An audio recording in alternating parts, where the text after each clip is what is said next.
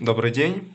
Также представляємо наш проєкт. То є проєкт CampWise Sensors. Це інтелігентних зарядні, які исследуют погоду, а безпечність вонкащого пространства. Нашим целом було витворити некое таке лацне, мобільне, преносне IoT-зарядение, которое бы человек могл получить, например, при кемпуванні, в загороді, а так далі.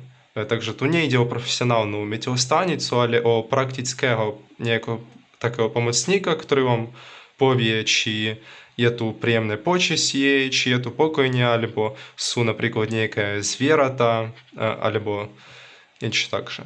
Takže ukážem vám prvé svoje zariadenie. Также укажем вам первое зарядение. Тут є safety node, который відповідає за безпечність пространства. Видимо, że data bieżu odesłały się na serwer.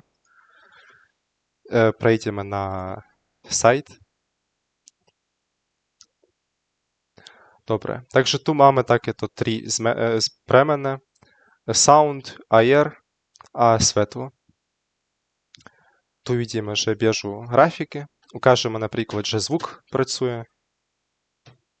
Teraz mój kamarad urobił звук, a widzimy, że звук był taki, a teraz już колеса.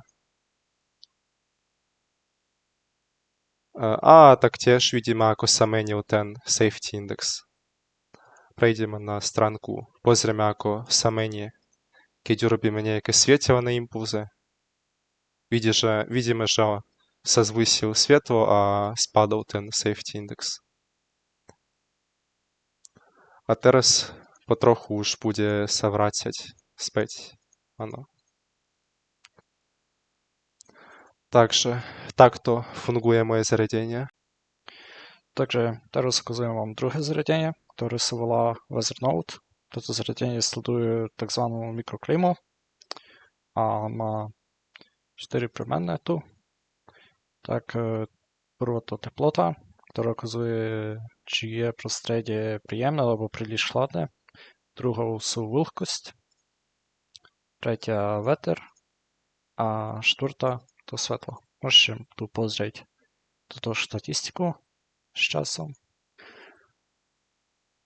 a vrátiť späť. A ešte tu sú nejaká poznámka, že sú teplo, mierne vlhky, bez vetrie a veľmi silné slnko. Hej. A z tohto sa vypočíta index komfortu. Hej, napríklad ak je veľmi vlhko, systém vyhodí prostredie ako menej komfortné. A to myslím, že to sú všetko, čo sa týka toho. Takže ten projekt ukazuje, že aj jednoduché senzory dokážu dať človeku užitočné informácie o prostredí a sú to nejaký príklad, ako internet vecí môžu zlepšiť každodenný život a nielen priemysel.